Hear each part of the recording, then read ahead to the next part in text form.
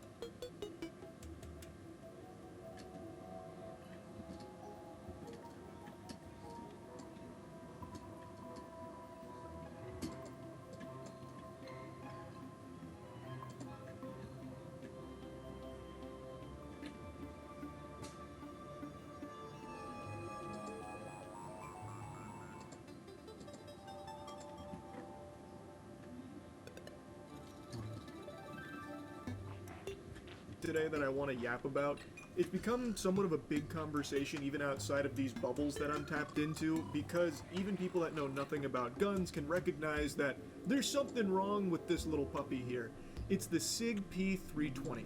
This puppy's got a real nasty reputation developing. It's got the cheese touch, people talking about it being stinkier than Sir Strumming. I was going to lore dump on you, and I had even made this video setting all of the groundwork and the foundation for everything that had been happening with the P320 up until this point, but I want to show you the video that's sparked this topic for me today that I want to talk about, and it's got a lot of people talking. Through the firing sequence, through the actual movement of the sear down is less than 1 millimeter. And we're gonna see if it'll set the cartridge off. I don't know, we'll try it a couple times. It might not. This safety might be working, but the other safeties might not have been. So let's see.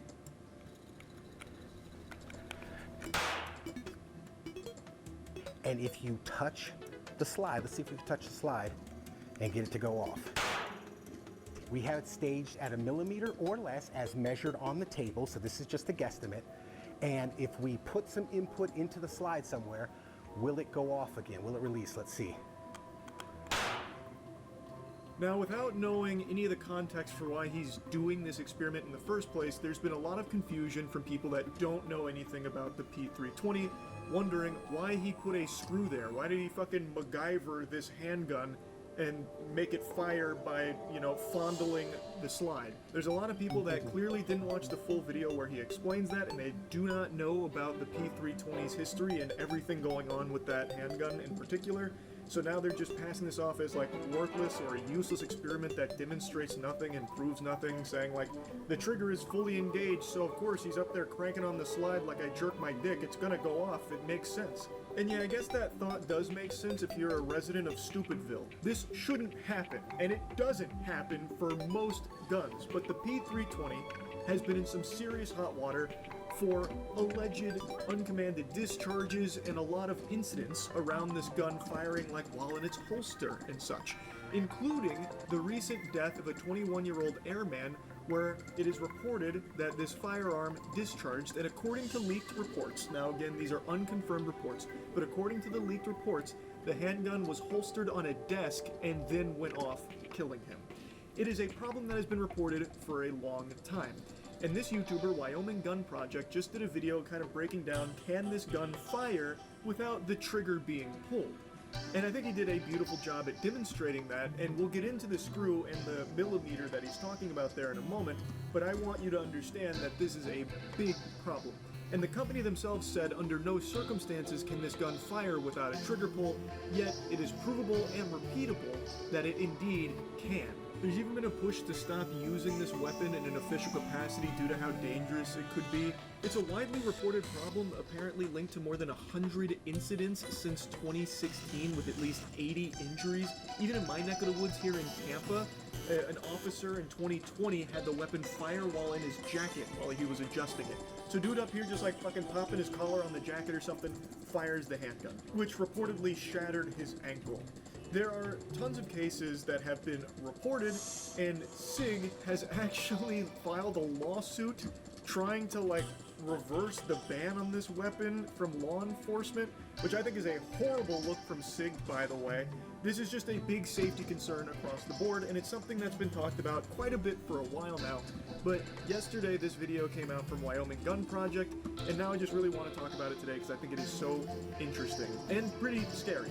Basically, we were able to input 1 millimeter or less of downward movement on the sear and get this slide. By manipulating the slide, we were able to get it to go off and actually fire a prime case 5 times in a row. That's the whole experiment here in a nutshell. Inputting 1 millimeter or less of downward movement on the trigger past the pre-travel, and then manipulating the slide in any way. It didn't have to be like hands, by the way. Like the real world application would be if for some reason that trigger was engaged 1 millimeter or less past the pre-travel, and then you put it in your holster, it would go off. That is answering the question that people have wanted an answer to for a while: how could the P320 fire uncommanded? And his experiment aimed to try and solve that, to figure out how it could happen. Now, this isn't some really wacky specific set of circumstances that are just astronomical odds of happening. This isn't unfathomable. A millimeter? That's nothing. That's like the size of Ant-Man's erect nipples when he shrinks himself down to an atomic size. A millimeter or less of movement past the pre-travel, that is something that can very realistically happen over time, like build-up in there. There are so many things that could contribute to that happening, which is probably why there are so many reported incidents of this discharging uncommanded. I have seen some other videos where people have taken their SIG, they've engaged the trigger just a tiny bit and touched the slide, and it's gone off. Now, it just did that for me right there. This was the experiment people were doing prior to Wyoming Gun Project, where they would lightly pull the trigger, not fully engaging it, but lightly pulling it and then tapping the slide and it would go off. But that's an experiment that obviously isn't the, most reliable, because you never really know. Maybe you put more pressure than you thought, and it was a little too up for interpretation whether or not it was a trigger pull and such. So it wasn't the most reliable.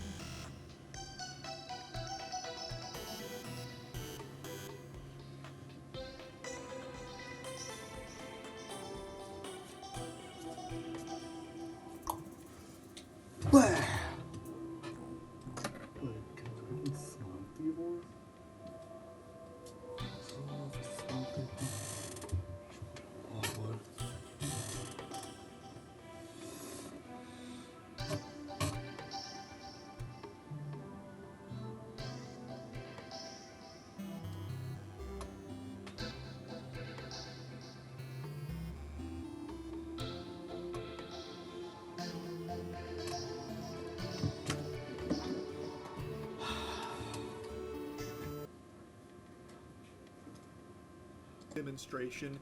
No, maybe you put more pressure than you thought, and it was a little too up for interpretation whether or not it was a trigger pull and such. So it wasn't the most reliable demonstration, and instead Wyoming Gun Project went the extra step of showcasing how it can fire without your finger even being near the trigger, if there is just that millimeter or less worth of movement past the pre-travel. So I tried to figure out a way, like how can we come up with a way where we can gradually increase the pressure on the trigger to the point where this play in this slide makes a difference? Because this is, none of my other guns do this. And for control, let me just show you another handgun that does not do this. This is a Taurus G3. Look how much play is in this slide. Like literally none. I found that to be pretty weird with how much the slide moves when you slightly manipulate it, like fucking doing sock puppets on the slide, has it bouncing up and down like it's getting hit with raging wind gusts during a hurricane. I don't know if that's normal for the wobbliness to be set to wumbo or what, but I've never seen it in any of the handguns I've shot either. So like for example, this is just a Springfield XD. And if you go to like move the slide, there's not even like the slightest give in it at all. But again, maybe that's common in some way, but I'm certainly pretty unfamiliar with a slide moving like that. Now, why is that important? That is important because the striker mechanism is in the slide, and the sear and FCU is in the frame. So any up and down movement affects the engagement of the sear and the striker hook. In case somebody doesn't know, this is pre-travel on a trigger, or free play. Nothing is happening here. No firing process is starting at all. When it hits that wall, that's when it will start lowering the sear. A super solid explanation on why the movement of that slide is so odd, and then he explains the pre-travel. Then he measures the pre-travel, and then he puts in the screw being his way of fine-tuning the amount of movement that he could get past the trigger wall. And in this case, it would go off with as little as less than a millimeter worth. Let's see if we can get it off by just touching, or let it, if we can release the striker by just touching the slide. Now I'm not touching it with my finger. How about that? So this was less than a millimeter, so we'll assume the one that is at 1 millimeter will go off, okay? So let's try it. That time it did. And there it did. So that's kind of simulating of it's rolling around in a cop's holster. Not a whole lot of movement required to have this go off by just having the slide be bumped or moved or in some way jostled around. That's a big concern. And then he addresses people that inevitably ended up talking about like the screw being there. Like, oh, it's just a full trigger pull with the screw, this doesn't really prove anything.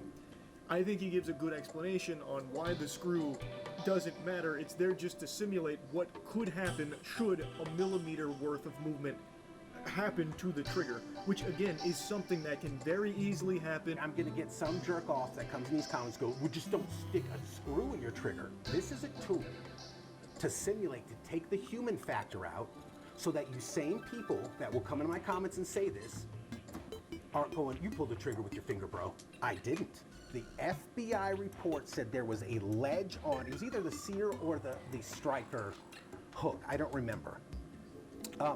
And you pulled the trigger a little bit, less than a millimeter, less than 1 millimeter. And it caught on that ledge.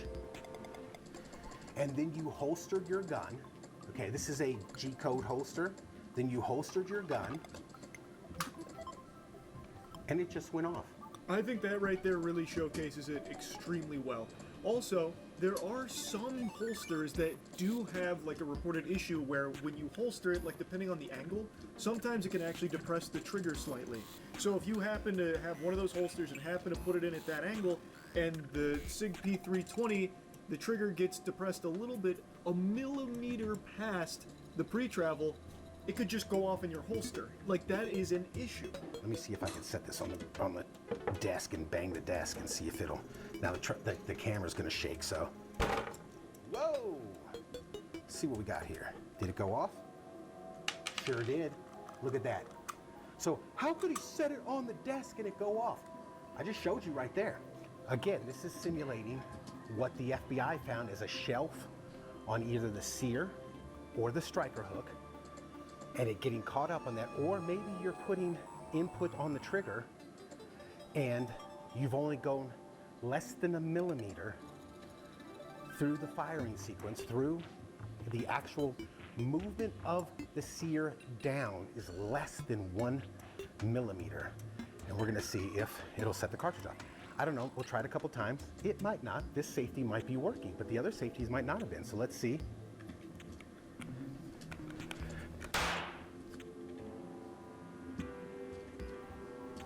It is pretty crazy to see the desk demonstration there with just how little has to be exerted on it for it to discharge once there is that teensy tiny tiddlywink of movement past the trigger wall. Now, of course, I don't think this is going to happen all the time to every P320 out there, but the fact that it can happen at all is concerning. It is clearly an issue based on the numerous reported incidents, all of these alleged incidents with this weapon. It proves that there are a lot of circumstances that lead to that little amount of movement there, and it's causing it to discharge uncommanded. And it is something that needs some big looking into and maybe a little sprucing up, because it is seemingly responsible for numerous injuries and, at least in one case, a death. So I just found this to just be an interesting topic and a really great video from Wyoming Gun Project. Again, I recommend you check out the full thing. That's really about it. So, yeah.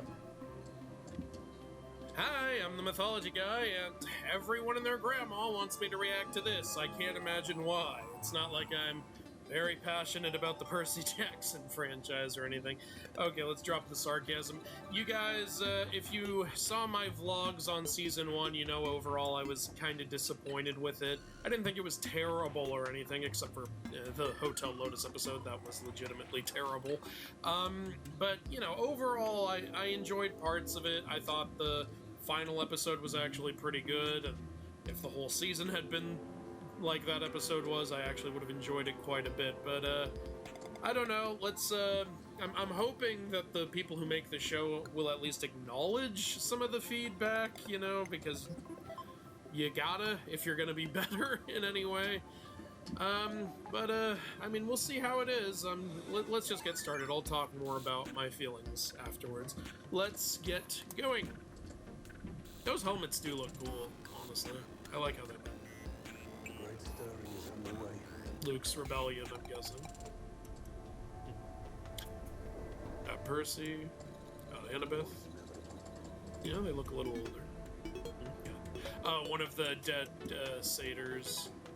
There's Luke stabbing the tree, of course. Yeah, I've read the books. Oh, nice to see the...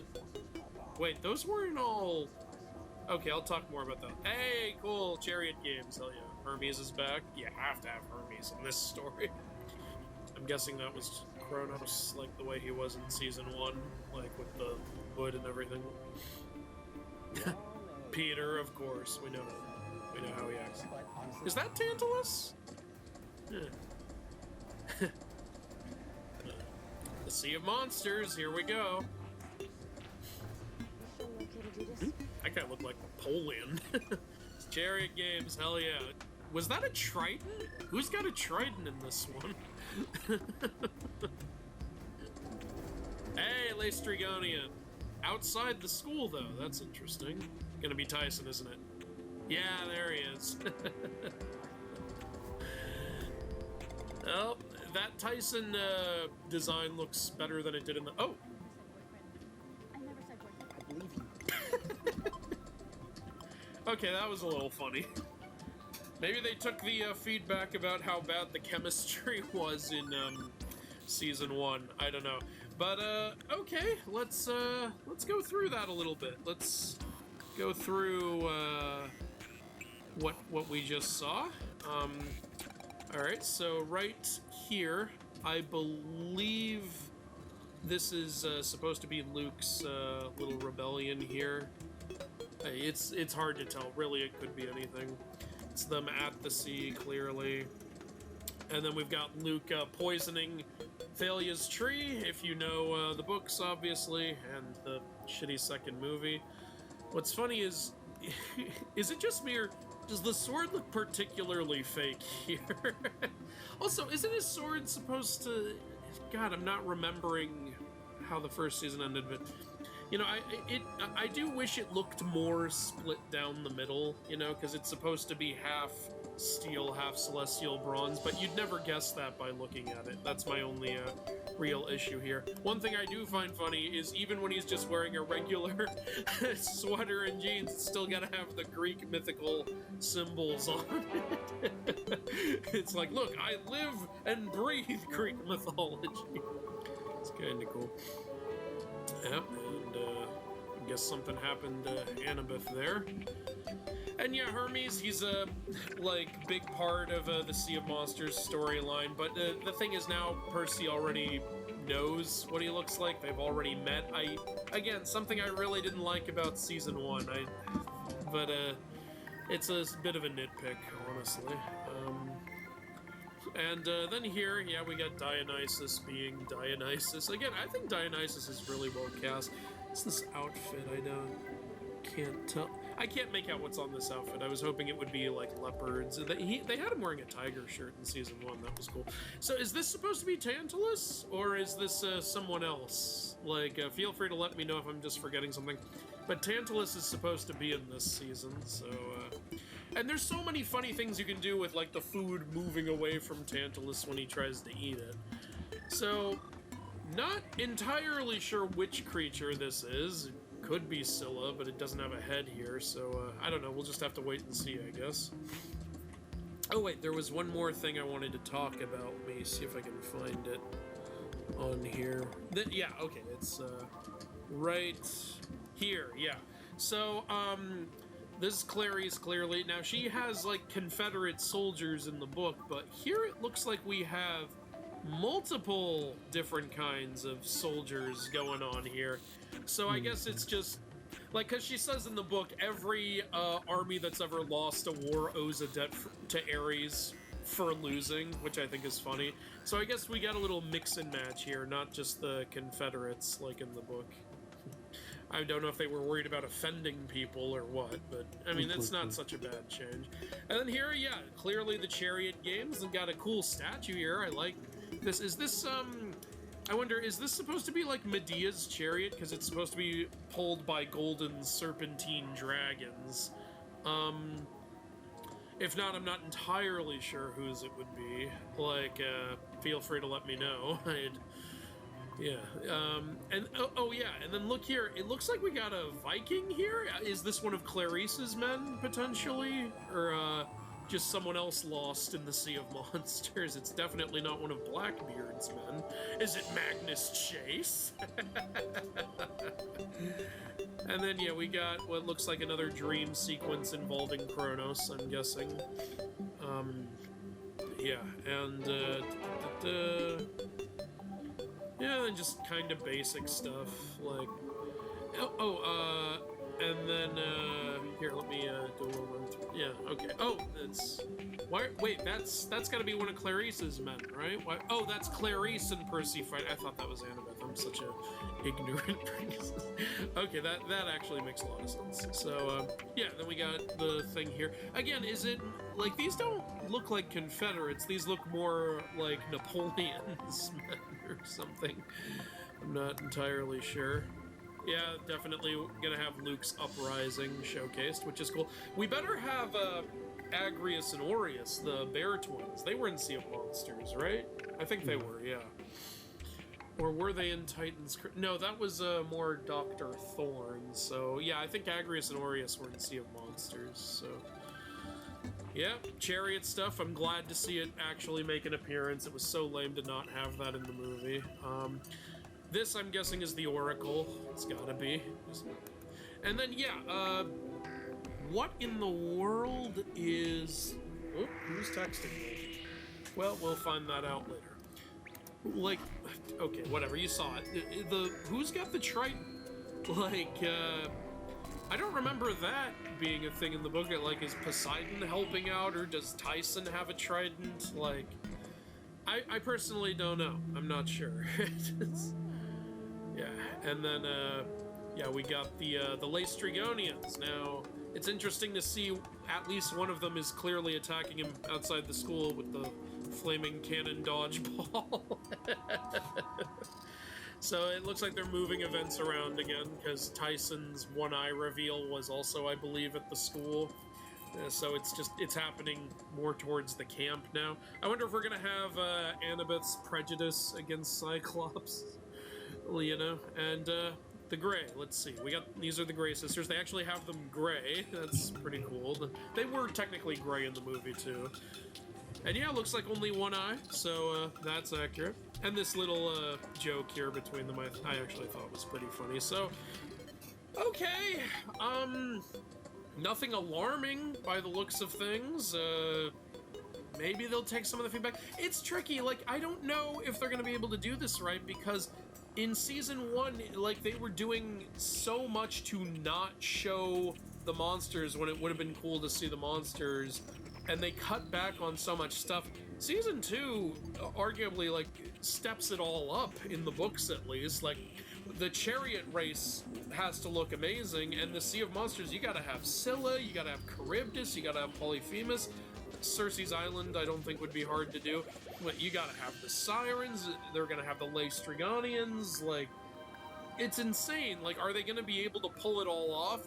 Or are we just, like, not gonna see the sirens? Are we just not gonna see Charybdis? Are we just, like, barely gonna see Scylla? Like, it just worries me, because stuff like that really annoyed me about Season 1, and a ton of people in the comments being all like, oh, you don't understand, they only have $15 million per episode, they can't afford, like, CGI creatures or entertaining action. Yeah, not like the Last Airbender show came out just a month later and had constant CGI creatures and entertaining action. I'm not saying that's a perfect show, but it clearly showed the budget was on the screen. Whereas with Season 1 of this show, the budget was not on the screen. I don't know where the money goddamn went. So, yeah, I don't know. But I would very much like it to be good. Please be good. Please let the actors actually showcase the chemistry they clearly had behind the scenes, because on the screen, there was none of that either. So, I don't know. I really want it to be good, but, feel free to let me know what you think. I got my Camp Jupiter shirt this time because sequel. Definitely not because I couldn't find my Camp Half-Blood shirt right away and got impatient. But yeah, I think that's about all I have to say about that trailer. Feel free to let me know if I missed anything. Good trailer, honestly. If I didn't already have my reservations from Season 1, I'd be pretty hyped right now. So, let's hope. I don't know how to end videos. Some of you might remember a movie called Silent Hill Revelation from 2012, and if you do, I'm sorry to hear that. That is just awful. My condolences. It is a film best forgotten. It is absolutely atrocious by every possible metric. It is an objective statement to say that Silent Hill Revelation is unwatchable trash, that no sane person should ever take the plunge into checking out. Since I have embarked on this noble quest to watch every video game movie adaptation ever made, this was obviously one I had to check out, and since I had already watched Silent Hill 2006, it made sense to go immediately into the sequel in 2012. Wow. I knew it'd be bad going into it. It is one of the lowest rated video game movie adaptations I can find, and for good reason. So I'm back in the Megazord of mega shit here, taking a peek at this stinker. Let's just get right into the spaghetti and the meatballs.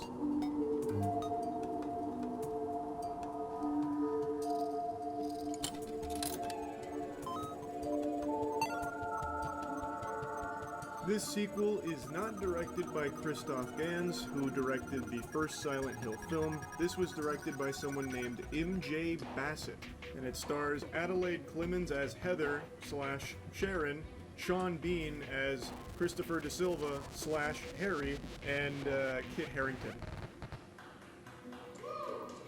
Yeah, Kit Harington. So, you might recall in my Silent Hill 2006 review, I kept calling Sean Bean's character, Christopher, Harry. I kept calling him Harry, his video game counterpart, even though that's not who he is in these movies. It's a subtle nod and wink at the audience that Christopher is supposed to resemble Harry, but totally redesigned to fit in the context of the 2006 film. However, in Silent Hill Revelation, within the first 10 minutes there's a scene where they just openly point-blank discuss why they've changed their names from Christopher to Harry and Sharon to Heather. You're Christopher and now you're Harry? Names don't matter.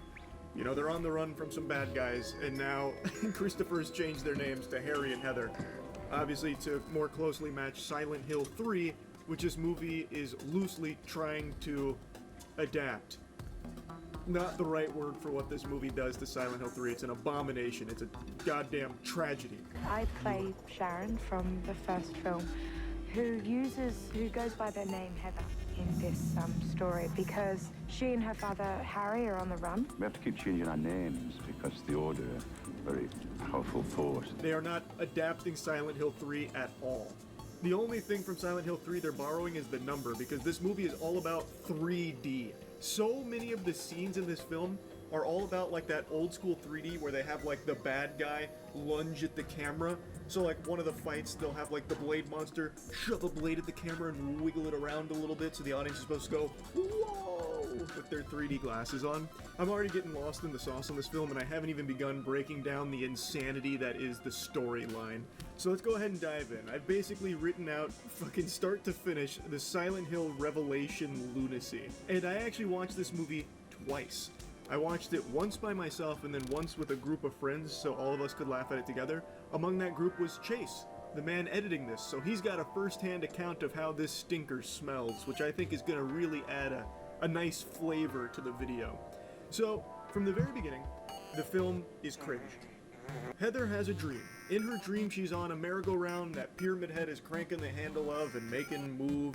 And it's actually a kind of cool design. He's got like these meat hooks in them. The horses and stuff on the merry-go-round are actually like people, like all fucked up people, like mutants. They're like mouths sewn shut, kind of looking like Deadpool out of X-Men Origins Wolverine. And like, it's like visually kind of cool, but then Alessa shows up, which, you know, Sharon's other half, Alessa being the big bad, the Silent Hill superstar. She shows up and says, "Do not go to Silent Hill." Like in the most ridiculous, goofy, horror movie trope voice ever. And then says verbatim, "You cannot defeat me." You cannot defeat me. Do not go to Silent Hill. My name is not important. Unapologetically, she says, "You cannot defeat me. Do not go to Silent Hill." So we just have to watch this? Yeah. Heather wakes up from her dream. Sean Bean comes in like, "Heather, what's going on?"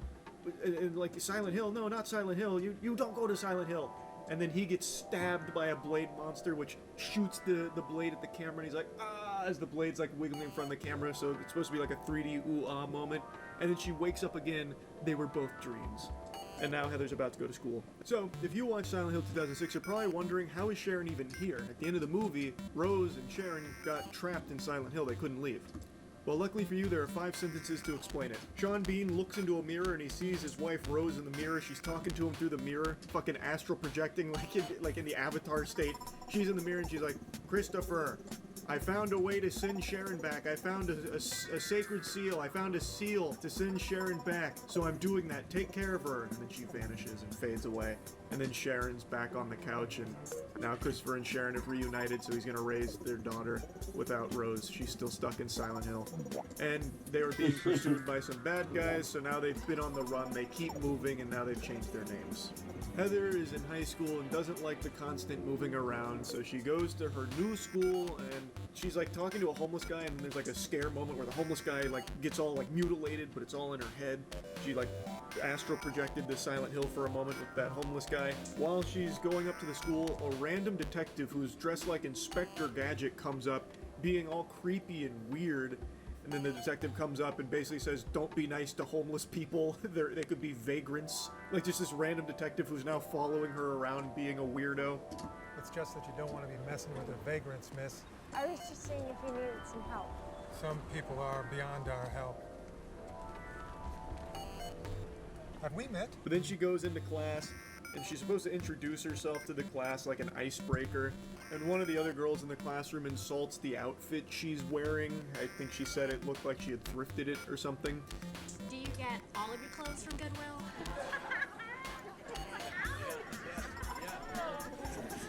Okay, you know what? She stands up, she's like, "Okay, so what do you want to know? I move around a lot, so I won't be here very long. Don't bother trying to get to know me, because I can promise I don't want to get to know you. And by the time you even do try and peel back this complicated onion, it'll be too late because I'll be gone. It's not worth it. Don't talk to me, don't look at me, don't interact with me, because I'll be leaving you soon enough anyway." It's like this huge, big, sassy moment that just really weird, like a very odd monologue. And then Kit Harington is in that classroom. He's another new student. She then leaves the classroom and then has another Silent Hill projection where it's all like weird and odd. And then she's supposed to meet Harry somewhere, but then Harry gets kidnapped by the Order. And she goes to the mall and waits. And while at the mall, she once again projects to Silent Hill, and then it becomes like a haunted house. So there's a kid's birthday party and they're eating blood and like all kinds of like gross things, and then these clowns are all yucky and dripping with blood. So she starts panicking, she runs away, and then she sees a butcher cleaving the flesh off of a man. It's basically a haunted house. She goes through a haunted house and just sees a bunch of like scares and spooky things. And then that's when that private investigator shows himself again, the detective, and he just exposition dumps, where he's like, I am a private investigator. I was hired by the Order. I didn't realize how mean and weird and nasty they were, so I recognize what I've done is wrong. I know you're Sharon. I know about Harry being Christopher. I know about Rose. I know about Silent Hill. Her mother is alive in Silent Hill, and Harry'd been lying to protect her, but now the Order's after them because the private investigator told the Order where they were, and as he's doing this, she's obviously freaked out, and then the Blade Monster comes, who's like the big bad of Silent Hill Revelation. It's a monster with blades for hands, and they're running away from it. He gets into an elevator, and the Blade Monster chops his fingers off, and the fingers fly at the camera. And they take the elevator down, and as they're getting off the elevator, the Blade Monster comes and fucking meat hooks the private investigator and takes him away, killing him. All in front of Heather, so she is understandably concerned. She's a bit perturbed by what's happened, but she leaves the mall. They wheel out the body of the private inspector, and then she runs into Kit Harington again, who just happened to be there, and he's like, hey, did you see somebody who just got killed? This is crazy. Like, that guy's over there, like, he's like really dead on that stretcher over there. Can you believe that? So now Heather and Kit like walk back to Heather's house because now she's going home after such a action-packed day of adventure at the mall and going to Silent Hill briefly. On the walk home, Kit Harington, his name is Vincent in the film. I don't know why I just keep calling him Kit Harington. Vincent is like immediately in love with her, and he's like trying to flirt unsuccessfully. And then he says, I wrote it down, you're pretty fucked up, but like goofy fun on the inside. Which was such an unbelievable dog shit line, like a nugget of pure filth that was dropped there. He called her goofy fun. Like, yeah, you're like super fucked, but kind of like goofy fun, little quirky, kind of swag mode. So they try and like build this relationship where Kit really likes her, but they're like actually complete strangers. They have spent a total of 3 minutes together at this point. He walks her home, says he'll call her later. She's like, I didn't give you my number. Then she goes inside, and that's when she sees that Harry's been kidnapped and there's blood writing on the wall that says, come to Silent Hill. She screams. Kit Harington comes running back in. And he's like, whoa, what is this? Go to Silent Hill? This is weird. Who would do such a thing? What kind of hooligans did that? Do you know anything about this Silent Hill, Heather? Another thing is Vincent pretty much exclusively talks in questions for the entirety of the movie. It's not until like the last 5 minutes where he forms a sentence that isn't a question. Were you kidding me? You alright? Can't find Matt. Any ideas? Hey, look, you want to get a coffee? Yeah, they found a guy dead in there. Did you see? What's wrong? What happened to the small talk? No. What's your favorite band? Do you Facebook? Nothing like that? Fuck Facebook. Well, do you know where the Silent Hill is? Vincent, we don't know who he is. He's a stranger to us. He wants to get on side with Heather. He wants to become Heather's friend. But anyway, after the 1000th question, the two are now moving to go to Silent Hill. They stay at a motel for a little bit, and that's when Vincent reveals he's actually part of the Order. He shows that he's been like scarred, and he was born and raised in Silent Hill, but then they allowed him to leave Silent Hill with the sole purpose of getting Heather back to Silent Hill because they need Heather there so that way they can defeat Alessa there. And Vincent's like, they wanted me to do this, but I see the good in you, Heather. That goofy fun. I see the goofy fun. I see that you're not evil like they say you are. You're not evil at all, Heather. I can't go through with it. Don't go to Silent Hill, shaking her. Your father wouldn't want it. This isn't what Harry wants. Don't go to Silent Hill. It is the most forced shit ever because, unironically, these two are complete strangers still. They have only spent in total maybe an hour together. They have only known each other for maybe an hour. And all of a sudden, he's completely just forsaken his entire mission and everything he was born to do out of nowhere. And now Heather doesn't trust him. She's freaking out.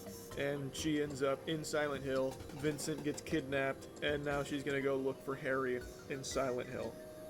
It's pretty fucking stupid.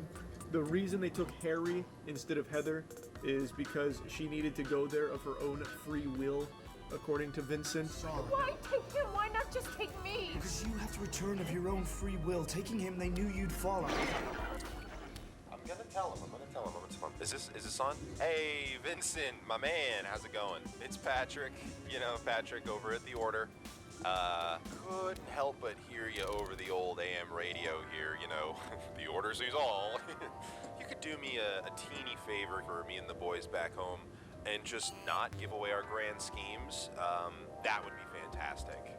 Okay, I'm gonna go now. Good luck with, the whole reason you were born.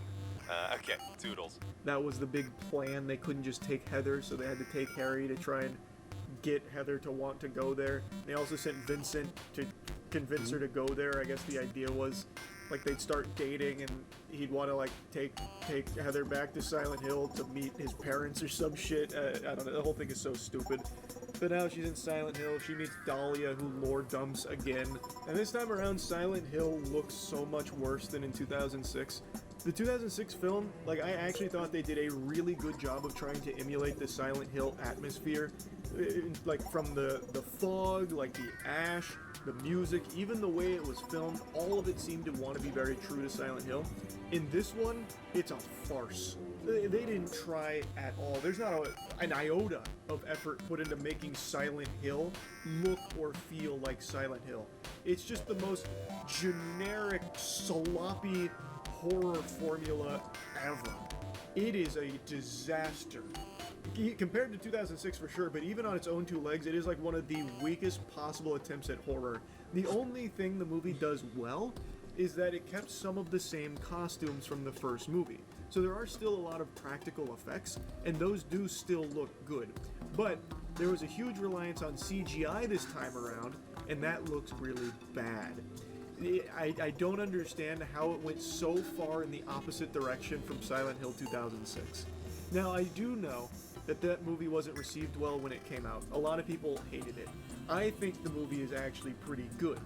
So maybe the idea was they wanted to get as far away from that as possible, and in doing so, they made it even worse, which is, it's just baffling. The story of Silent Hill is a combination of elements from the game, number 3, continuation of the story from movie number 1, and elements that I've created myself. Anyway, they're going through Silent Hill, and it's, again, just like going through a haunted house. It's just going from, like, a scare to another scare.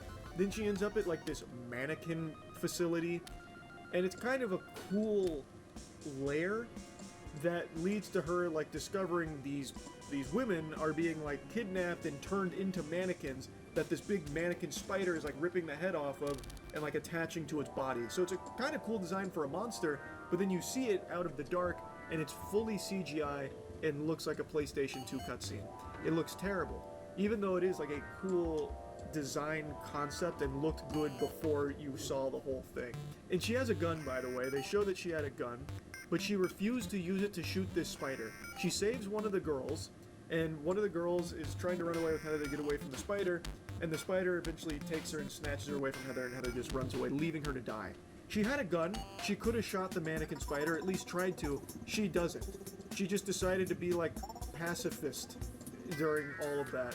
But then, in, like, the next, like, it was like a couple scenes later, where she's face to face with Vincent's grandfather, who's apparently, like, this insane psycho man. She is holding a gun to his head. He is a blind man, and she is about to give over the seal because he's lore dumping on her, and he's like, can I see that seal that I smell you holding? Like, I think you have that seal, right? I can kind of, like, hear it.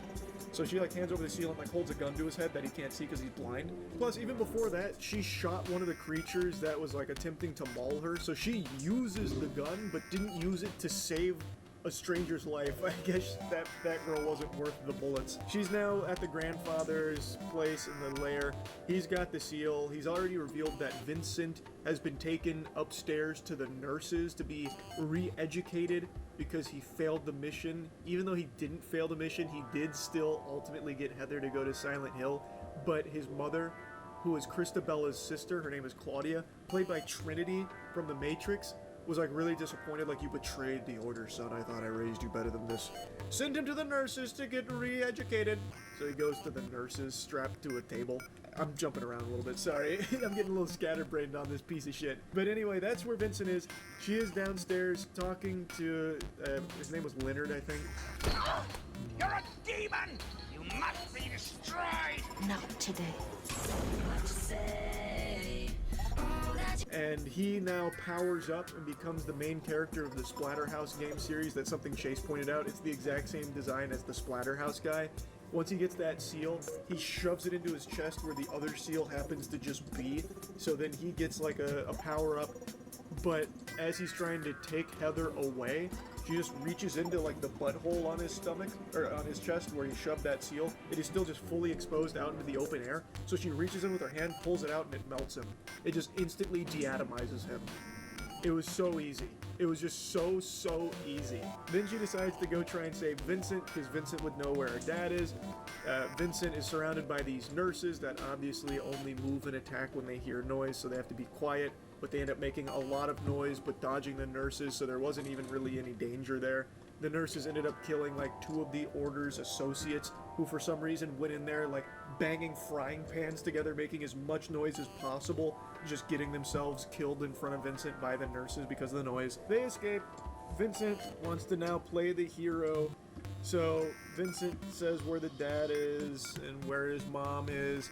They're being chased by some Order associates. Vincent tries to distract them by running away, and the Order chases him on foot. And that gives Heather the opportunity to get cornered on the merry-go-round, just like in her dream. So the Order is surrounding the merry-go-round, but then Alessa burns all of them to a crisp with this giant ring of fire.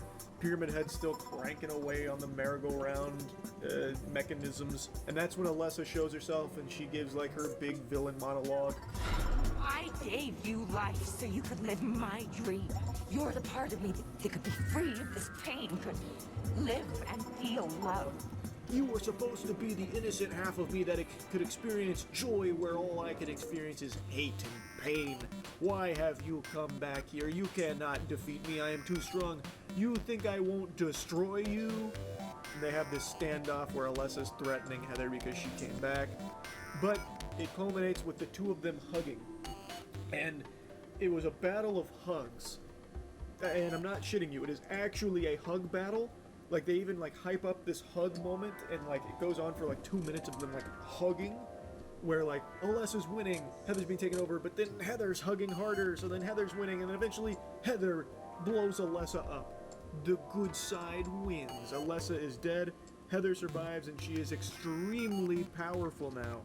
So then she goes to confront Christabella's sister Claudia. She sees Harry, gets into a standoff with Claudia, hands her the seal, and then the seal blows her skin off.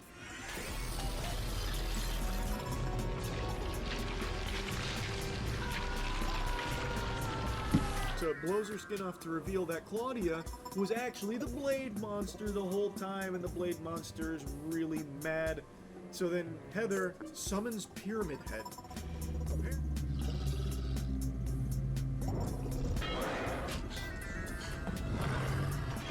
Apparently, Pyramid Head was Alessa's guardian, and now that Alessa's been blasted by Heather, Pyramid Head is Heather's guardian, so she summons Pyramid Head, who then fights the Blade Monster. The Blade Monster and Pyramid Head have a one-on-one, and Pyramid Head wins.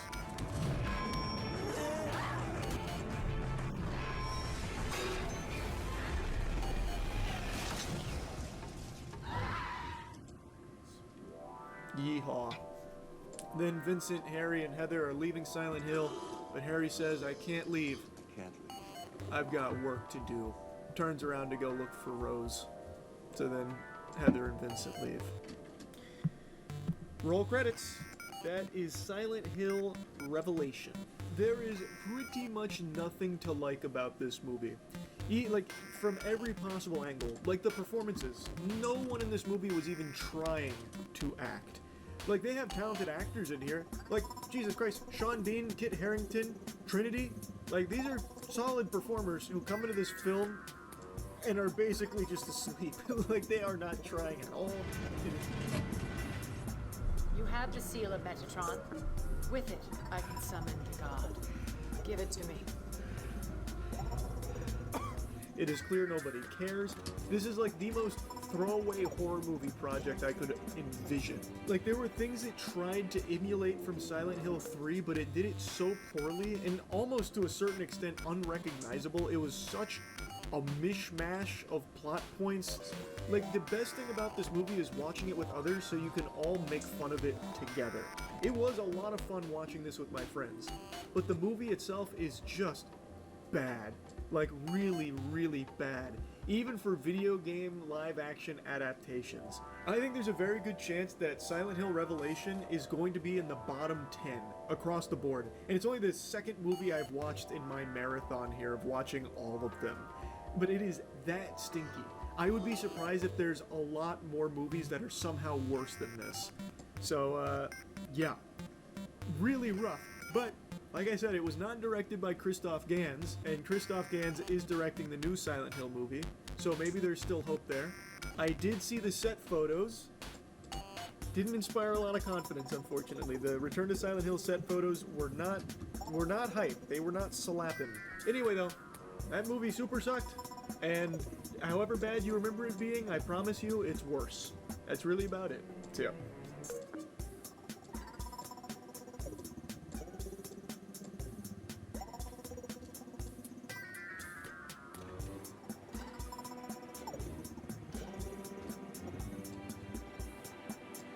Welcome to another Bloodborne weapon video. Today we're going to be looking at Ludwig's Holy Moonlight Greatsword, aka the Moonlight Greatsword, baby. The iconic weapon. So, this weapon has an A in scaling and arcane and B scaling and strength, which can be found, well, from Ludwig. To start off this adventure, the GOAT, Gamer Joe himself, donated $20 to the start of the stream. So in honor of that man, we named our character Gamer Joe. And this is the beginning of, I guess, Gamer Joe's adventure. The Holy Moonlight Greatsword requires 16 strength, 12 skill, and 14 arcane. So we need 9 levels. We're gonna need 9 levels to be able to do this. Luckily, our boy Ludwig is a pretty hefty boss, so he himself will definitely drop a lot of levels. But we're also gonna push Ludwig ASAP. So the plan here is we're gonna fight Father G, and then after that we'll probably save up 10k, get the emblem, fight Amelia, go into the DLC, fight Ludwig, get the Moonlight Greatsword. So we have 3 bosses to take down,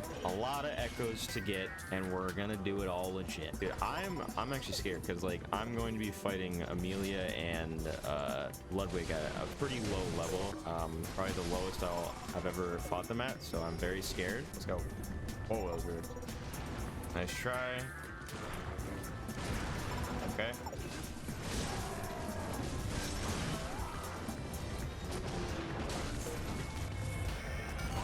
There we go.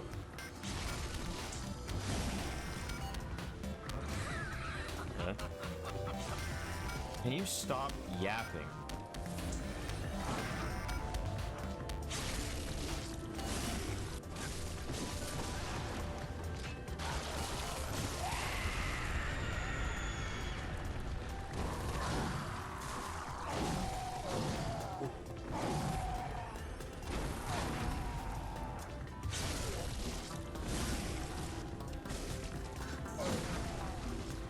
Little scratch. Hey, that's a first try. Plague me, Storm. Oh, I didn't get the head thing.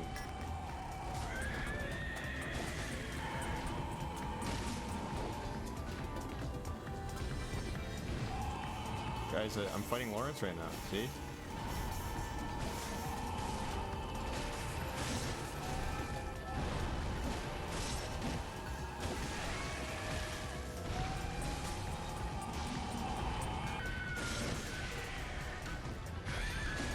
Oh yeah, dude. No way. No way I missed that. That's so sad. Oh yeah, I've put the Saw Spear a lot. And that's why, that overhead, bro. Oh! Boom. Boom. There we go. Hunter Chief Emblem. Bang. Got it. So now we can go fight Amelia, which we will be doing. When Bloodstone shards already, it's kind of nuts if you think about it. How I just killed only 2 bosses and already have those. Where is the numbing mist? I feel like I'm gonna actually need numbing mist this time because I'm gonna be doing like no damage. I won't need it. I don't need that shit. So I'm probably gonna get my ass whooped here because I'm level 10. I have no upgraded weapon. I might just say screw it and upgrade it.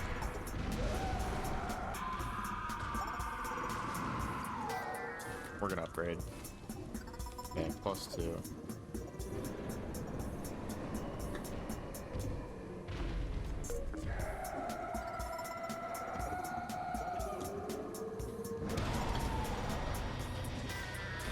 Oh my gosh, that's so much better damage. Holy. Oh my gosh, that's way better. You just donated another time. WS Walu.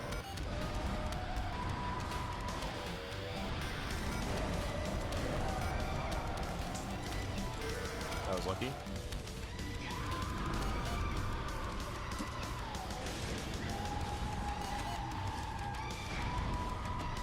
Sir, I'm finishing the fight.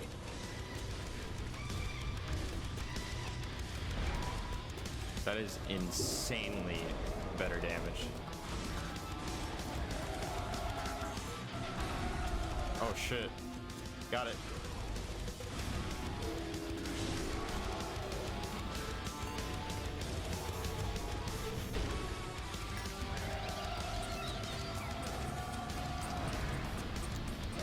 Okay. Nope.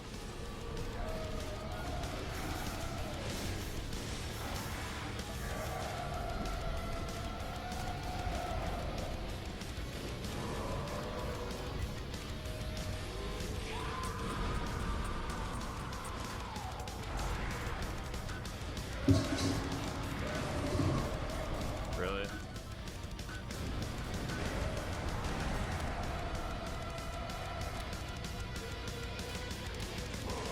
Oh no, I wasted that. It was an effect. I'm an idiot.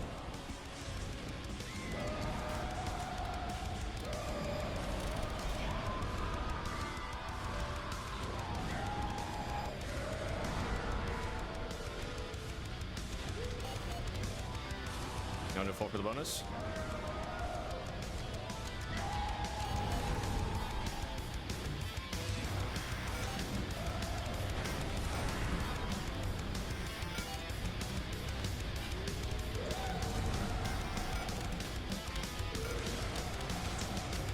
And she's dead. Yeah! Let's go. Earliest immediately fight I've ever done. Let's go. First try. 15k. We have a lot to work with. Okay. We need, is it 14 or 16? 16. Damn. And only 12 in vitality. Let's go. All right. We go to the DLC now. I'm cooked. I'm just cooked. Take me to the DLC.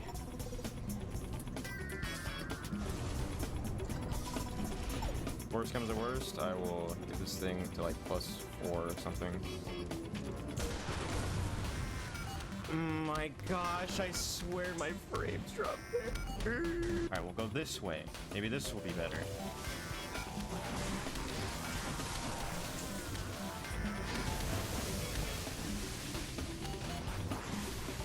Stop! Stop!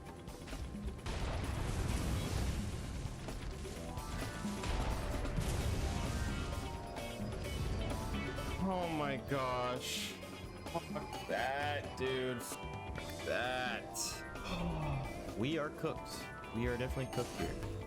I am very, very, very, very, very cooked here. That's a lot of damage, I think. Yo, this is a bad idea, dude. Alright, we have +4. I've fought this guy with base vitality before. I can do this. Gamer Joe, I'll take some McNuggets. Fuck. That move is so bummed.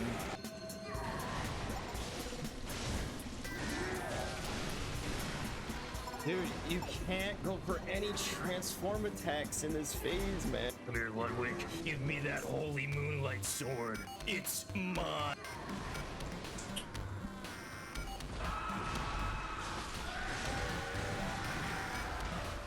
Oh my fuck.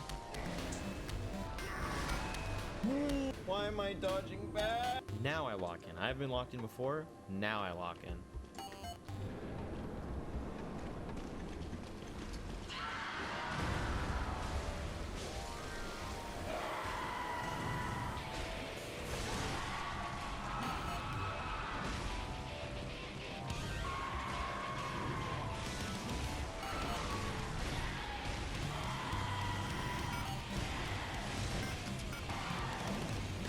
Oh.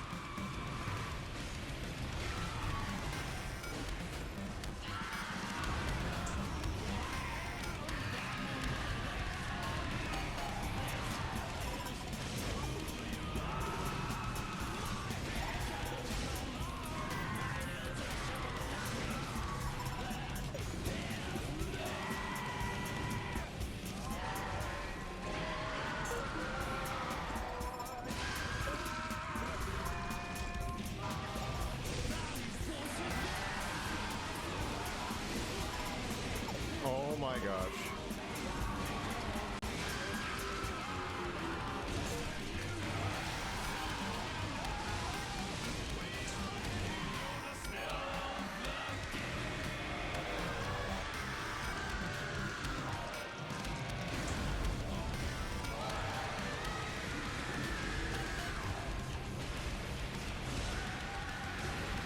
Oh my gosh, I can't believe I avoided that.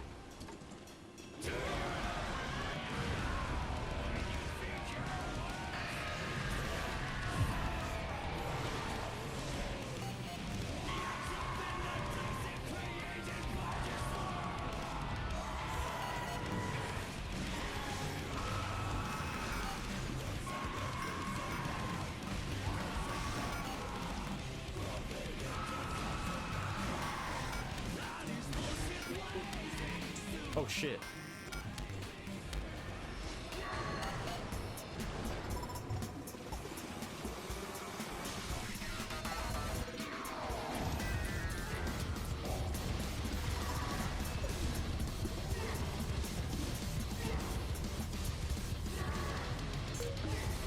Oh my.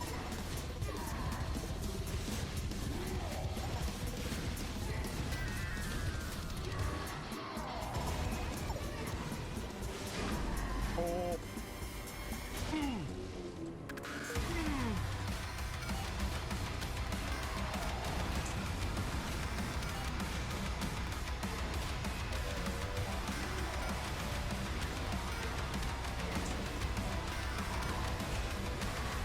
Oh my god!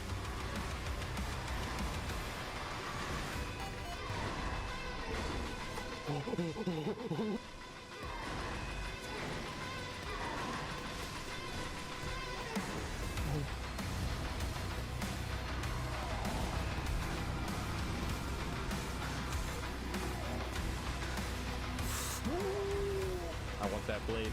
I want that blade. I want that blade.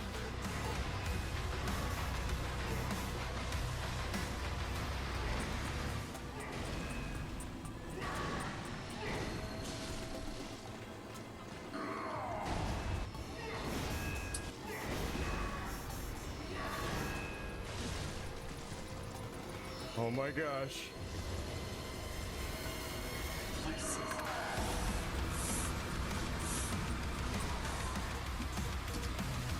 I thought that was a stun.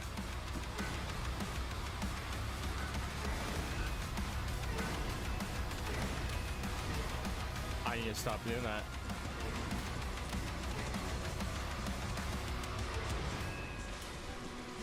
Weapon at risk? What? You gotta be kidding me. You gotta be kidding me.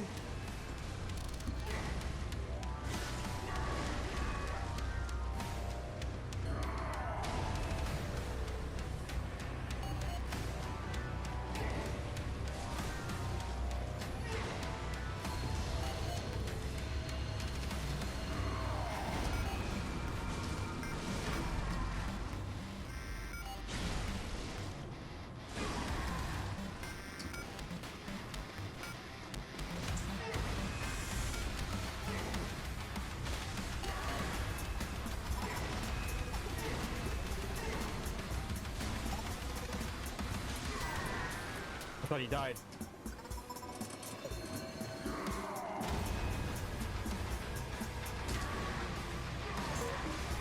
Oh my gosh.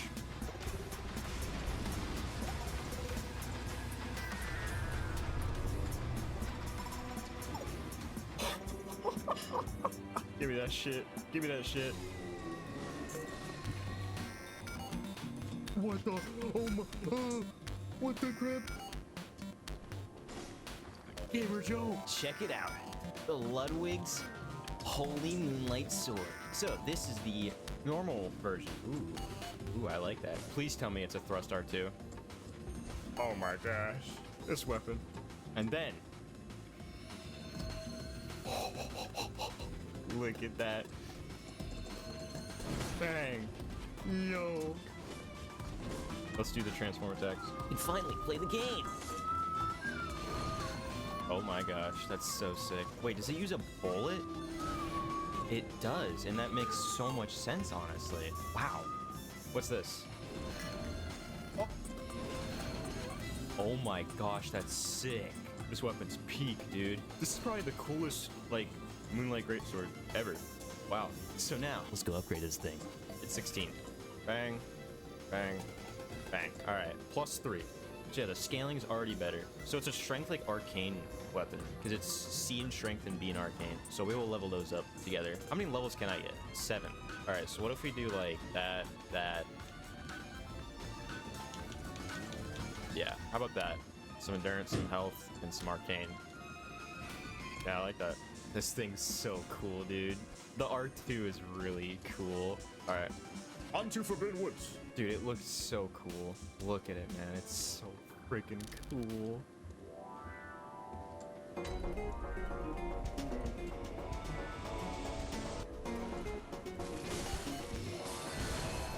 That's so sick, dude. All right, grab this. All right, grab these. Actually, I need to go around and get the Console Stone and open up Clinic or whatever. Am I like the Bloodborne guy or something?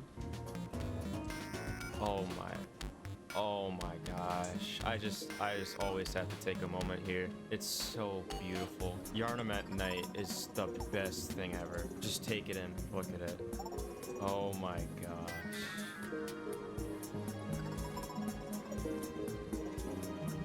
I love this game, bro. Also, let's upgrade this. We have 5. Oops. Oh, screw you, Gammon. It's a running thrust heavy? Oh my gosh, that's peak. There we go. Also, let's put these weapons in here. I don't want them anymore. Actually, I'll just go sell them. I'm not selling the Soul Spear. I can't do it. It did so much for me. I killed Ludwig under leveled. You're literally nothing to me now. Yeah, get him, Eileen. Mess him up. It's like the first time I've ever done this quest. Oh, wow. Let me get that. You're doing great. How about you, bro? Did I just hit Eileen? I'm a horrible person. Eileen, you're kind of scaring me. Can she die? I hope not. Ah, she wins. She wins these. She wins these. She wins these. Wow. Wow. Yo, she just did him dirty. She just aura walks away. Oh my gosh. That wasn't necessary of you, but you have my thanks. Yeah, you also didn't even throw a pebble at him. Oh my gosh. Hit this. I thought that was something else. Oh yeah. I love that. Hell yeah.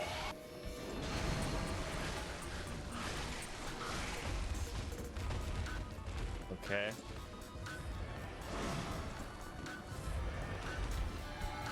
Not a problem.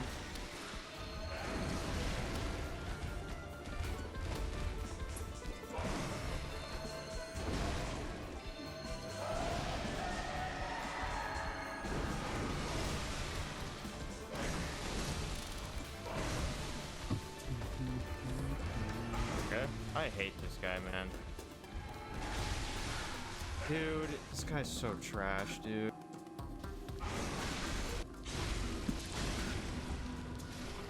First try. All right, now we can go back to Cathedral Ward and You know what we gotta go do. All right, let's get this up to +5. All right. I missed. There we go.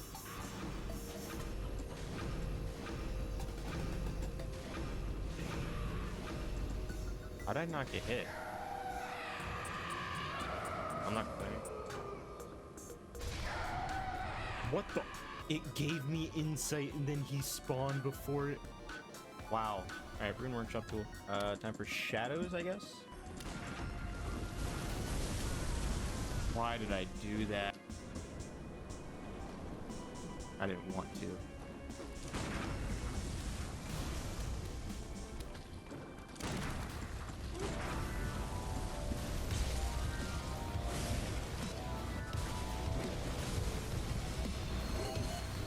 No, why didn't you let me get that?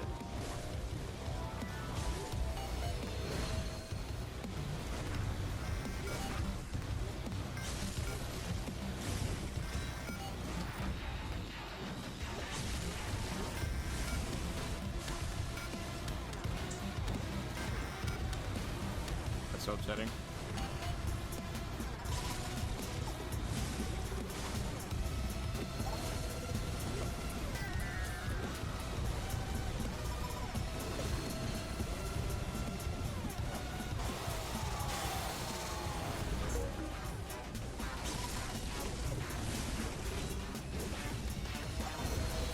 Let's go. I'm an idiot. Oh, never mind.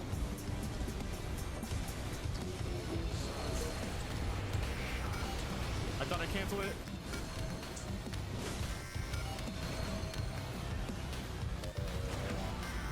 I've never parried that one, and I guess I'll never get the riposte.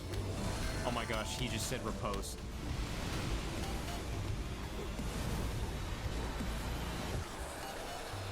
W, first try. All right, Buster.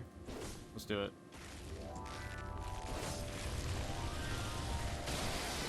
And I'm an idiot.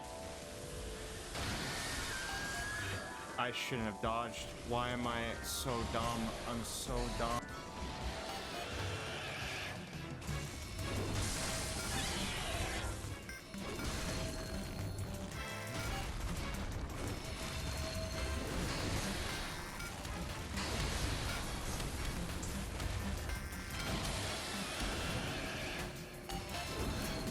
How'd that miss?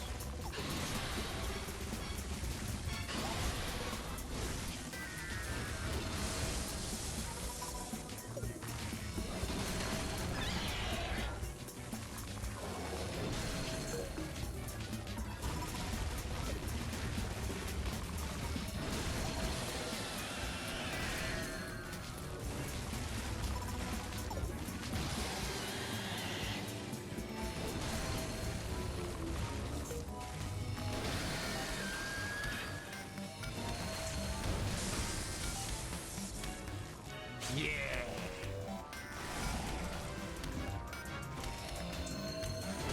Yeah.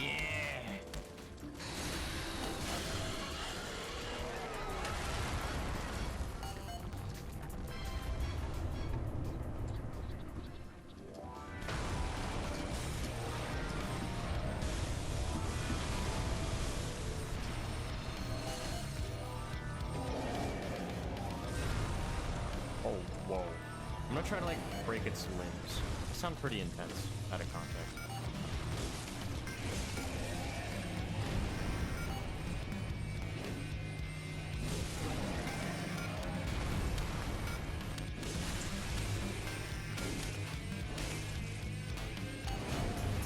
What the?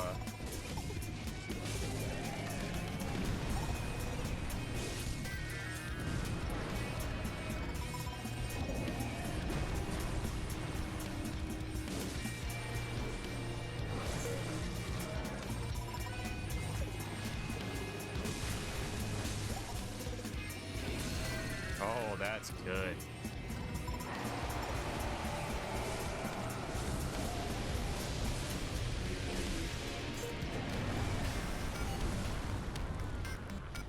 I hate this guy.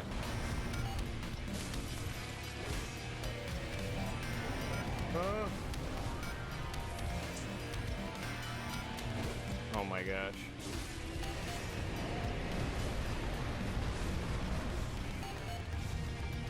Oh my gosh. No way.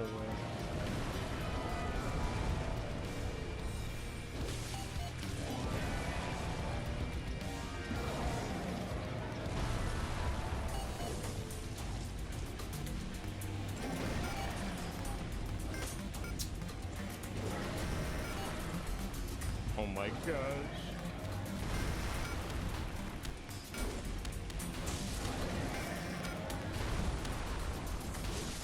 There we go. We did it. Dude, it is a reoccurring thing that I die the first time and get him the second try. I don't know what is happening. You know what? Let's just go all out here. Easiest boss down.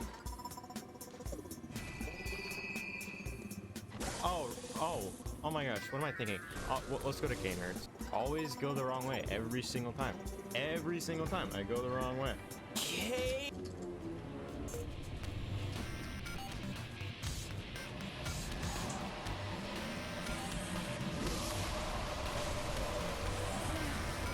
I'm an idiot.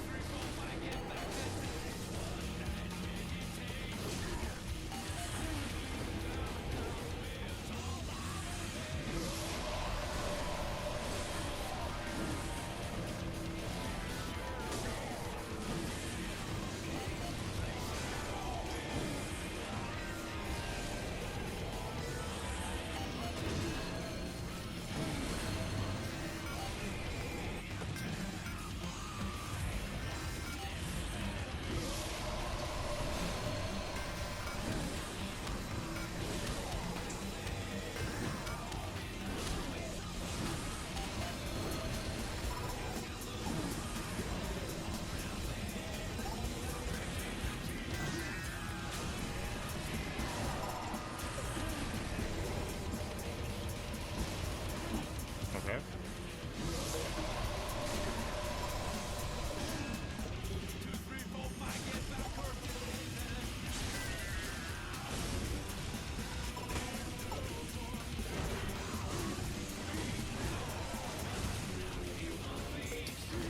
Got a little greedy.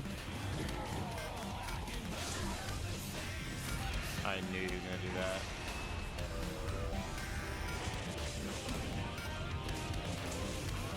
It's in the wall.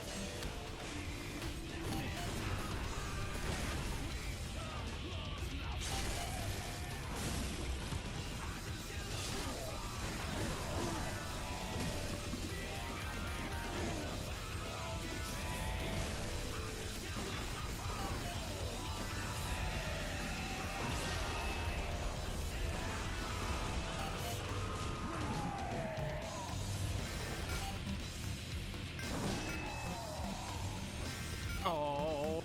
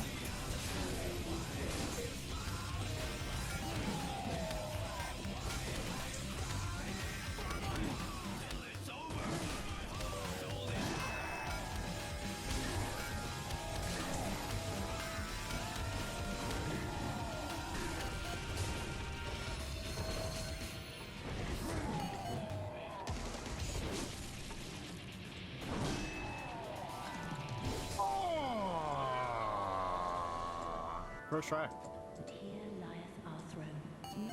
She sounds like Carla. Is that the same voice actress?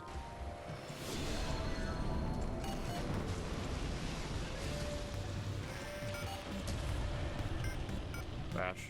Bash boss. I still haven't upgraded my weapon like an idiot. Oh no, do I have to fight her? No. No. You're the Chikage? Did it? This is so dumb. Wait, is that not Eileen? No. No. That's so dumb.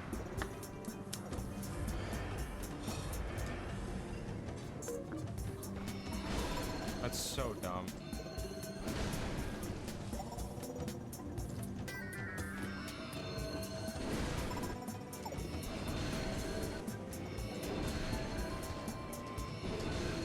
Eileen, watch.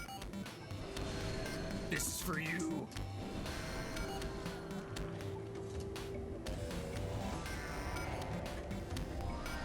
Man, what a W side quest. Holy shit, I've never done that before. Quadruple kill. Triple kill.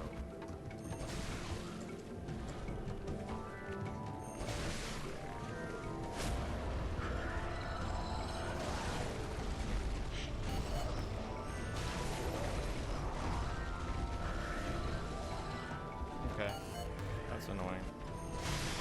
Oh, that was satisfying.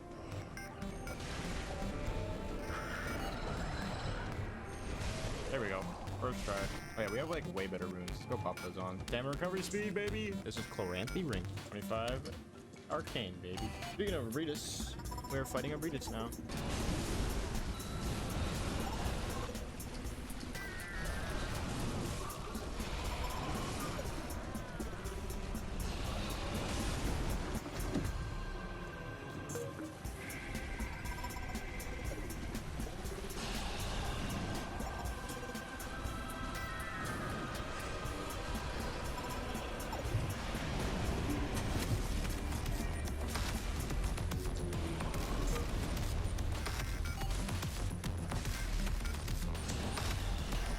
Whoa.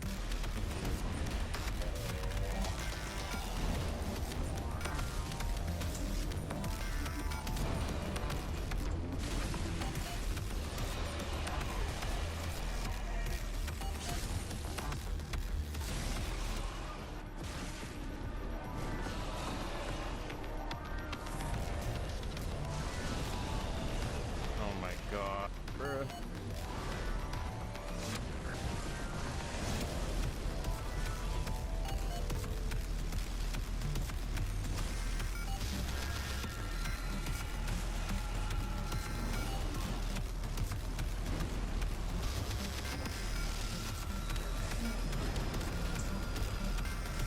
Yes.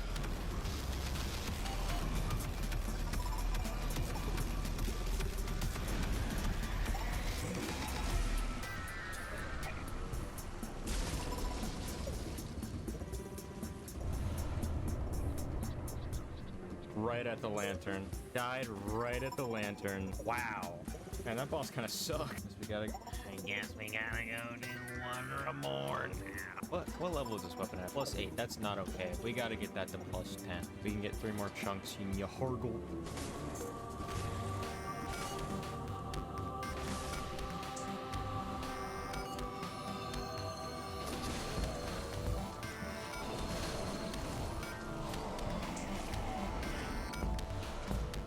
All right, let's do this. Let's run it.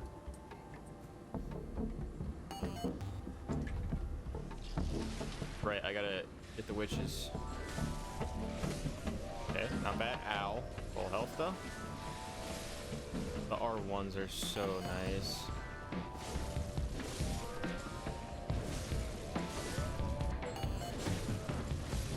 I'm gonna pop the beast whip out.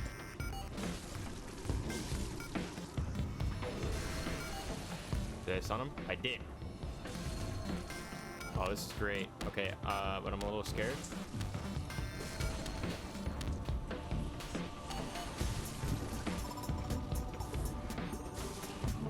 Okay, do it again. I'm so scared right now. I kind of fumbled. No.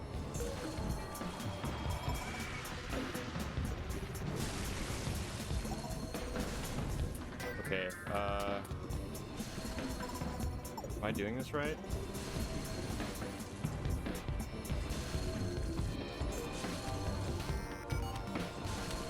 I don't think I'm doing this right. Oh shit. Oh shit. Brother. Oh my god. Worth it.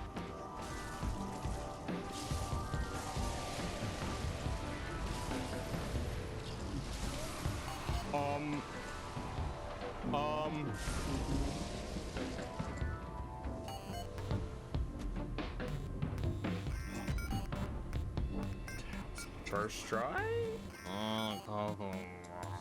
Alright. I hate this guy.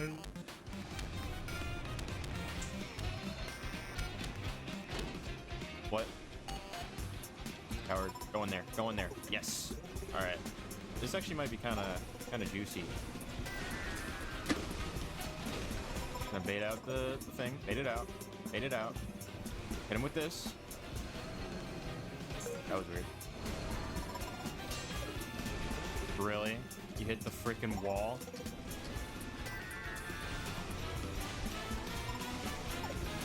Yeah, this is not a lot of damage. He's probably very resistant to arcane.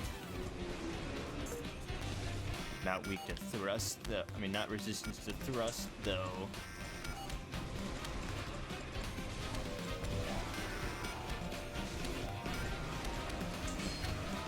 Okay. Whatever, bro. Can I, like... There's no way. Can you move? Dude.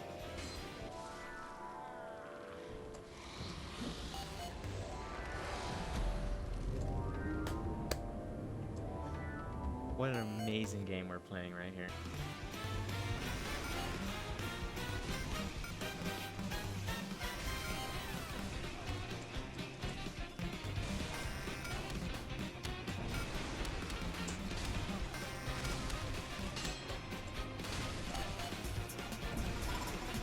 That was way too close.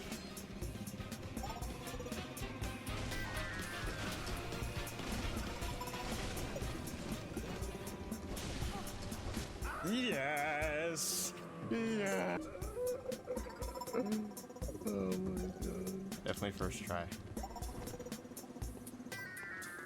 Blood Rock, that would get us in plus 10.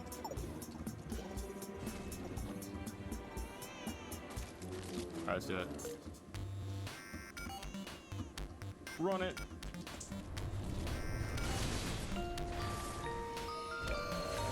I didn't put on the freaking arcane gem, dude. Oh. She's definitely resistant to arcane, isn't she? Ooh. Ah, whoa. Can you stop with that move?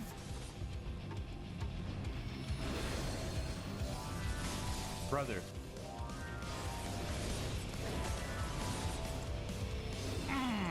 That's actually really good damage. What the heck?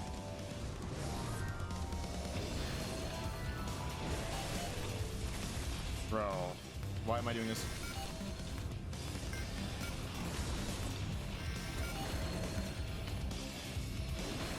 No. Uh-oh. I'm dead. Oh my gosh. Oh my gosh. Oh my gosh.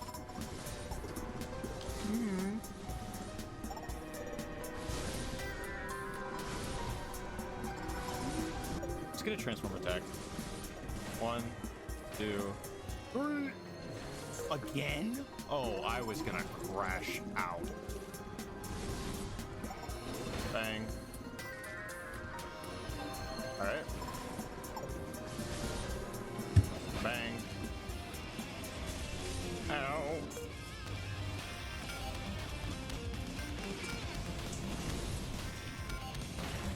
Oh my gosh. Oh my gosh. No. No. No. No. No. Oh my gosh. Oh my gosh. Oh my gosh.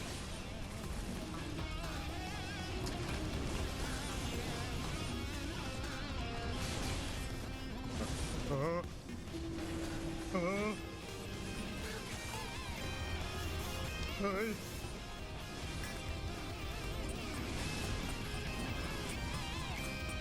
Hey. I haven't had to deal with this twice ever. Oh, thank God. All right, let's be careful here. Charge. Transform. Oh my gosh. Projectile. No, I gotta get this. Bang. All right. All right. That was scary. Cut that really, really close there. Too easy. Easy game. Easiest game of the easiest boss of the game, bro.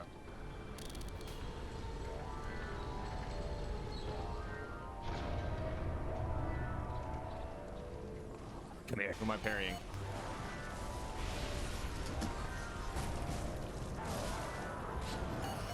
Bro, stop swinging your arms from side to side like you're doing the Mario.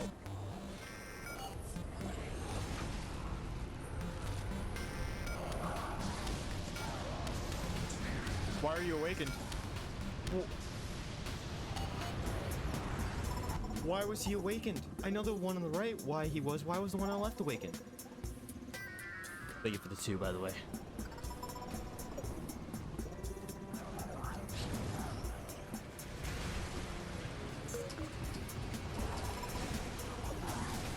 Ow.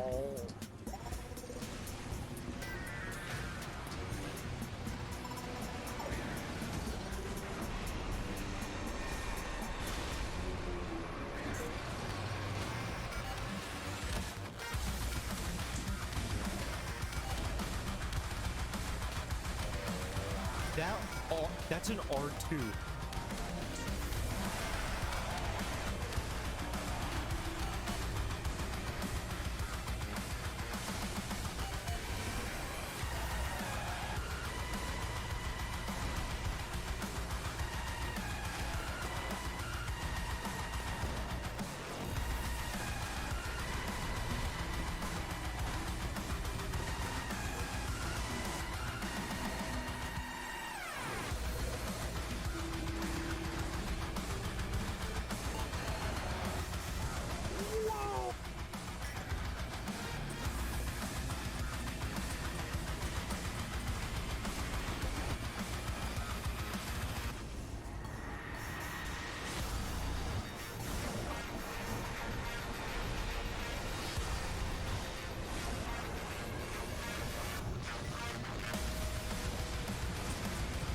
Oh shit.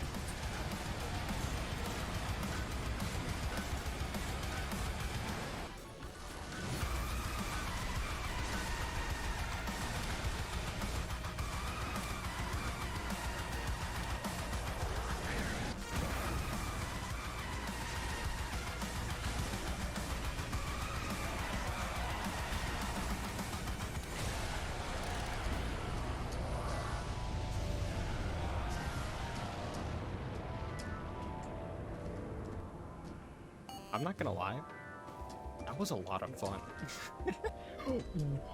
What is that? What is that? What is that?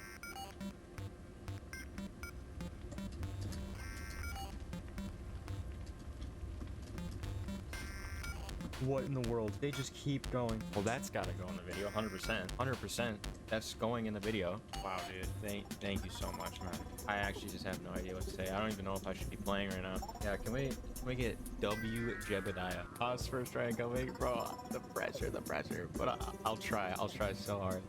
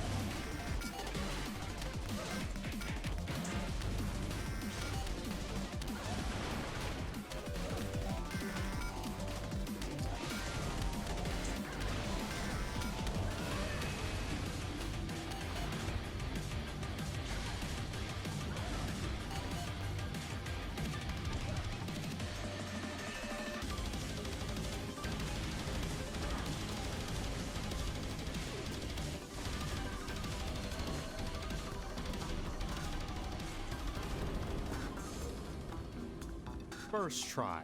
First try. That's what I'm talking about, dude. First Lady Maria first try for me. That is a first for me. First try, baby. Let's go.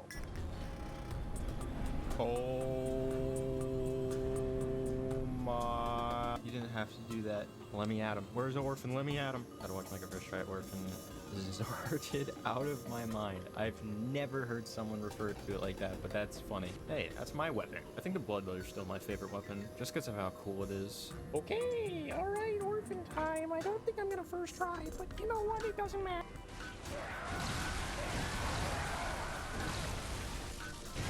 Ow. Ow.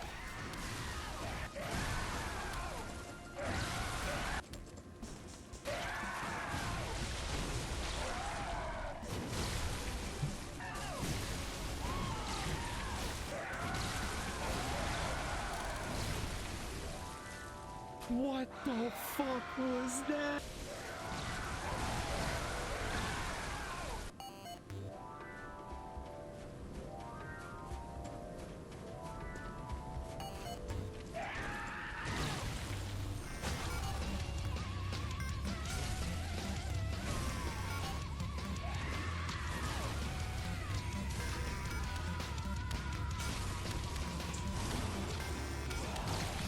Okay.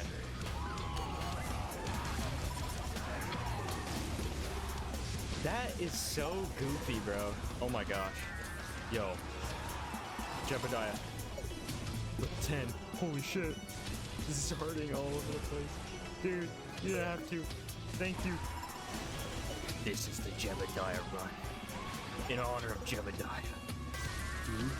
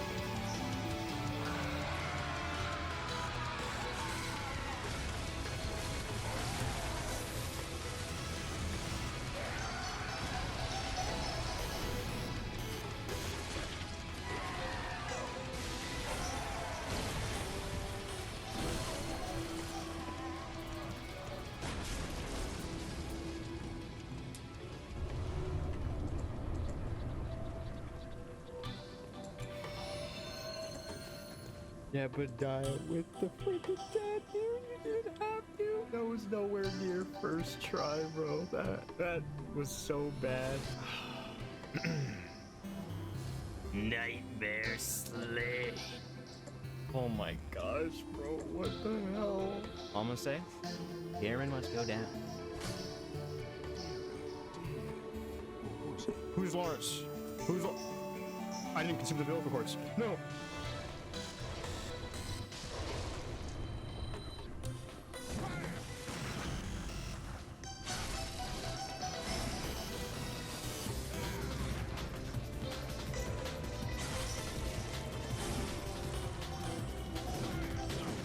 Oops. Okay, my bad.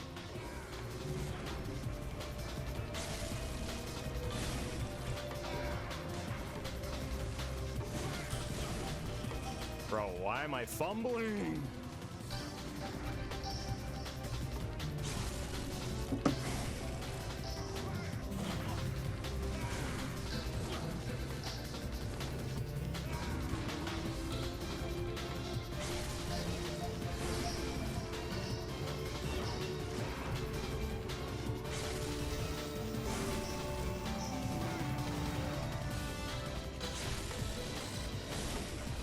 Alright, Garmin. You know what? That missed! Okay, I am fumbling so hard right now. Are we for real?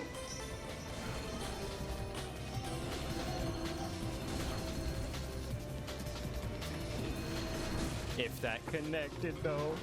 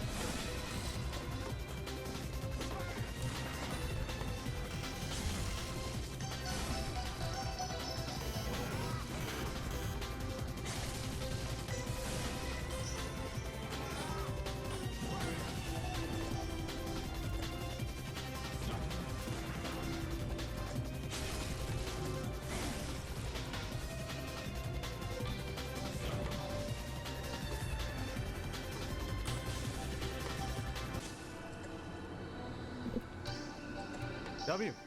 I feel like I'm cooked. Bro.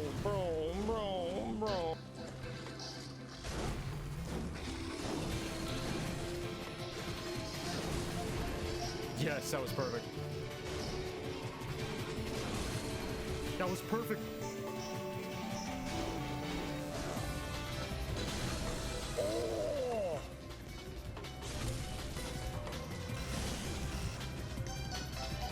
I feel like he's gonna do the thing. I was right.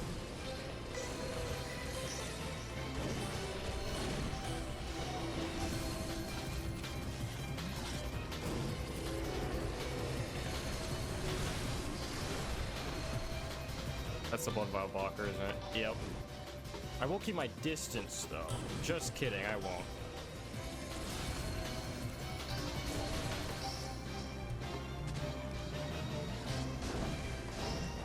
Let me heal, bro.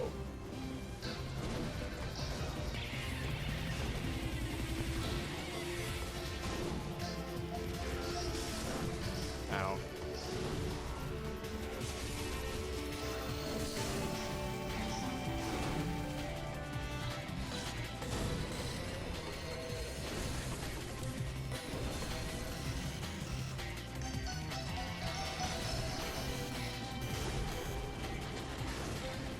End it. No. No. End it.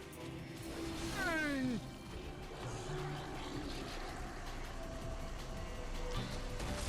Whoa.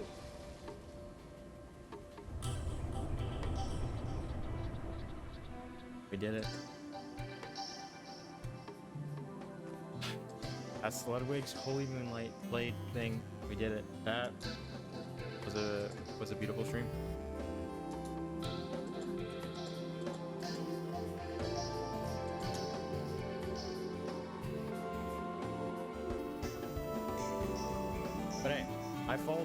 Because this time, I didn't spawn in the weapon, I got it legit, and this weapon slaps. Absolutely fun weapon. That's number 2, honestly. Number 2 favorite weapon. Damage was dunny too. Leads of Mercy though, true. What the?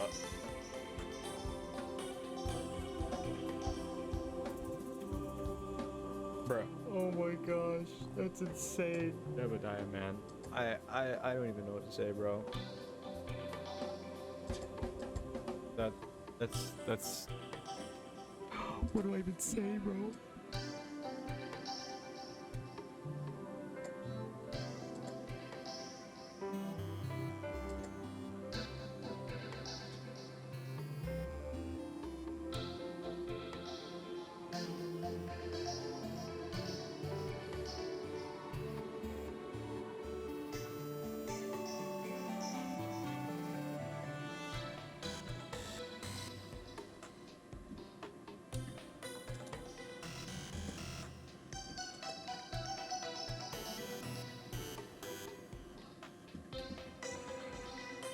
Everything happening with the Jeffrey Epstein case gets more and more unfathomable by the day.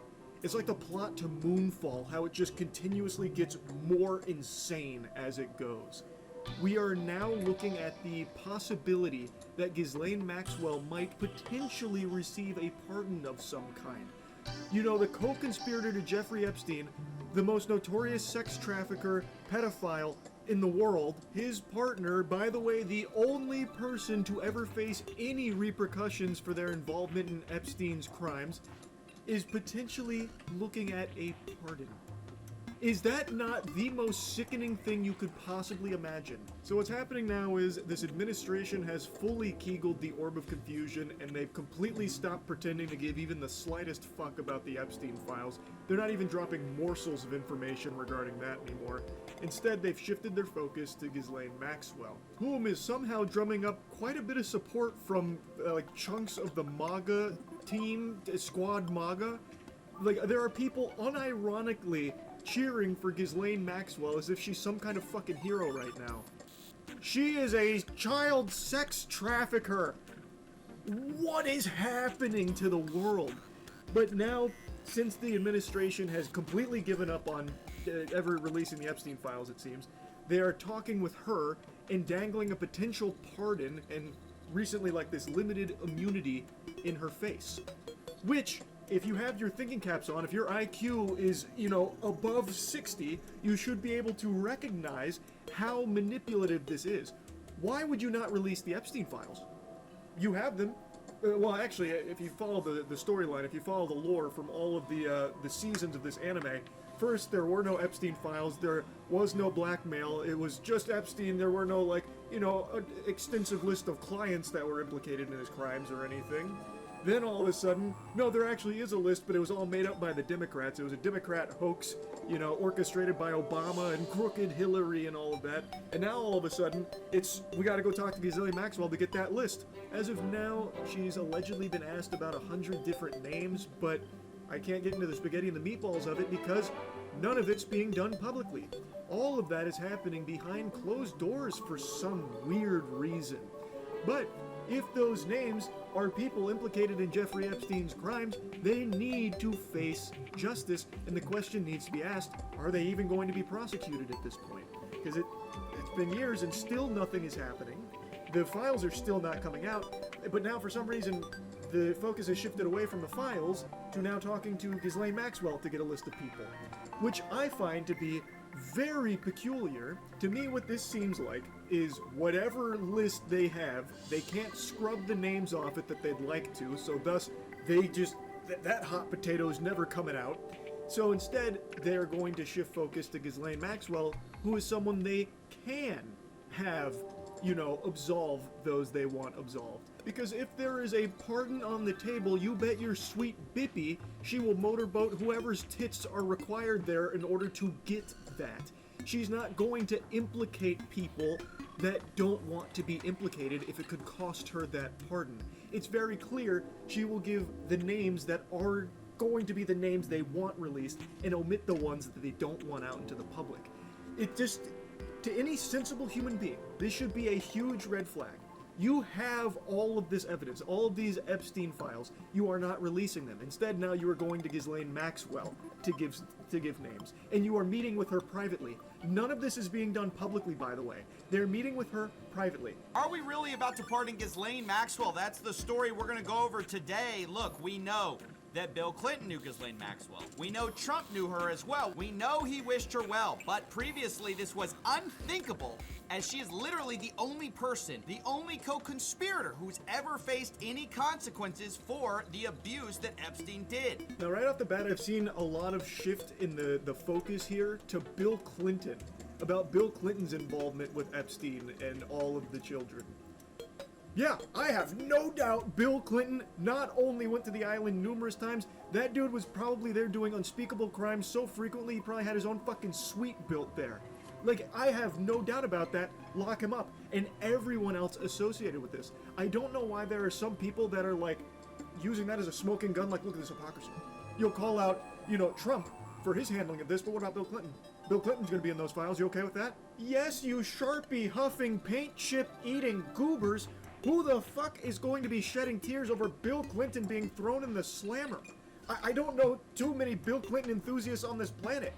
Like, maybe I just don't see it. Like, how many Bill Clinton fans are out there with their Bill Clinton cologne and their Bill Clinton phone and their Bill Clinton crypto coin, wearing their Bill Clinton shirt? Like, it doesn't exist. Anyone associated with these crimes needs to be held accountable and thrown in jail, no matter what party they're affiliated with. I don't know why all of a sudden Bill Clinton's being brought up like it's some kind of monkey wrench in all of this.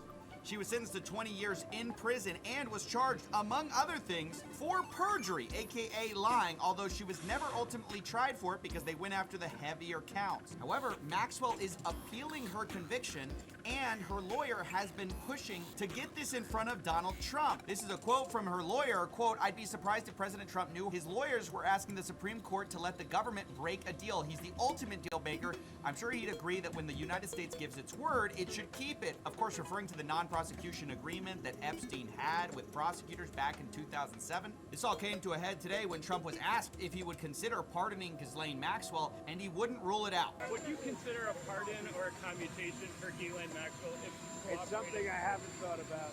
It's really something. It's something I'm allowed to do it, but it's something I have not thought about. But you wouldn't rule it out? I love the way CoffeeZilla covers things. His coverage of this is extraordinary. All of this is such important information. So Ghislaine Maxwell, she did have perjury charges. Shocker.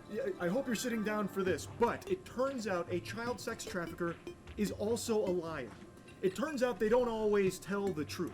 So she does already have a history of lying. So you're now going to her to get these names, while dangling a potential pardon in front of her. Yeah, I'm sure we can really trust everything she says in regards to this now. Wake the fuck up, drooling idiots. Obviously, Ghislaine is not going to say names that could jeopardize her chance at that pardon. So if there are names that, you know, the administration doesn't really want out there, Ghislaine's not going to give it to them. She is going to omit those, so that way she can increase her odds of getting that pardon. She's not going to try and anger them by giving all of these names. And she's already made it clear she has no problem with lying in general. So it's a completely untrustworthy person to go and get this list of people, which the administration had already said didn't exist like 2 weeks ago. It's so fascinating how this whole thing is playing out here. Just release the fucking files. Just release the files. That is the way to prove that you are innocent, that you did no wrongdoing. You know what makes you look like you did tons of wrongdoing? Continuously refusing to release the files, trying to downplay the severity of those files, saying that people are bad people if they care about Epstein and everything that happened there. That's what makes you look a lot worse. If you haven't done anything, the files should have been the first thing that he released, which was one of his promises, that he would release those Epstein files, which he still hasn't delivered on, and doesn't seem to have any desire to. It's just absurd, and people are gobbling this shit up. When he's asked, directly asked, if he would, like, pardon Ghislaine Maxwell, all he says is, I haven't thought about it, but I am allowed to do it. That seems to leave the door wide open to a pardon to a fucking child sex trafficker. That is insane. That is absolute lunacy. He didn't just say no or anything. He didn't even like tiptoe around anything even resembling no. He just completely opened the door like, I can do it. Unbelievable. Just unbelievable. His deputy attorney general is meeting privately with Maxwell. Of course, everybody was okay with the idea of her testifying in public in front of Congress, but that's not exactly what happened. Instead, what Todd Blanche did was privately meet with her in a meeting that nobody was allowed to see. And he said in a statement, "Today I met with Ghislaine Maxwell and I'll continue my interview of her tomorrow. The Department of Justice will share additional information about what we learned at the appropriate time." Of course, that's brought to you by the same people who said they'd release additional credible evidence. So we don't exactly know what that means. Exactly as CoffeeZilla described, Ghislaine Maxwell testifying publicly in front of Congress is so much different than privately being interviewed by the DOJ here. Like, if this was all public, where she was disclosing these names and having these conversations, it would be so different. But it is behind closed doors, and nobody gets access to any information that they discuss. That's a little fishy. That smells a little stinky. And when Maxwell returned to prison, she returned with a white box of materials, which a lot of people, myself included, found very strange because she left with nothing. We also have to note that Todd Blanche was Trump's personal lawyer, so some people are calling it a conflict of interest. Even though he is no longer the personal lawyer, he is now the deputy attorney general. Well, now, isn't that the damnedest thing? What a fascinating coinkydink. Trump's personal lawyer, who is now at the DOJ, is the one spearheading these interviews with Maxwell privately. The only person that could potentially omit Trump's name in relation to Jeffrey Epstein if his name is implicated in there? What are the odds of that, huh? And I imagine that box of materials that she returned with was nothing of concern. I'm sure that was it was a box of Labubu, probably. They gave her a bunch of blind boxes so she'd be able to entertain herself by opening some awesome Labubu or something. I bet there was nothing important in that box that she somehow mysteriously returned with. Now, Ghislaine's lawyer gave some statements on the matter. He claimed that she answered all questions truthfully during her DOJ interview and now says she is seeking a pardon, though she says she hasn't approached Trump about it directly, but that they hope a pardon is in the works. We haven't spoken to the president or anybody about a pardon just yet. And listen, the president this morning said he had the power to do so. We hope he exercises that power in the right and just way. I love that statement. She answered all questions truthfully. Yeah, that holds a lot of water. As if the lawyer's going to come out and say, well, actually, she lied about a few things, but overall, she did say, mostly accurate things. Obviously, he's going to say that she answered truthfully.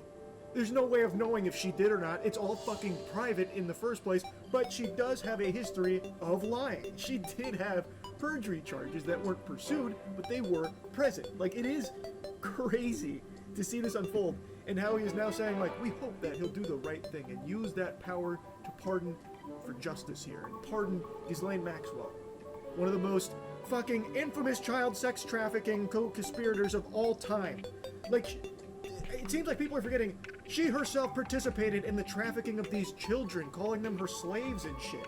What the fuck is going on here that this is even something that's a possibility? It is so sick and twisted, and it's unfolding right in front of people's faces. In fact, there are already rumors coming out from some sources at ABC News that Ghislaine Maxwell may have already been granted a limited form of immunity to testify in the first place, presumably only for the new information that she's talking about. But still, it does seem like a pardon for Ghislaine Maxwell is very much on the table, very much possible, and it's sick to imagine that the one person who's ever faced any consequences for the most notorious trafficker of all time might get away with it. It is completely deplorable. And that is what's been happening for years, with everyone involved in the Epstein crimes getting away with it.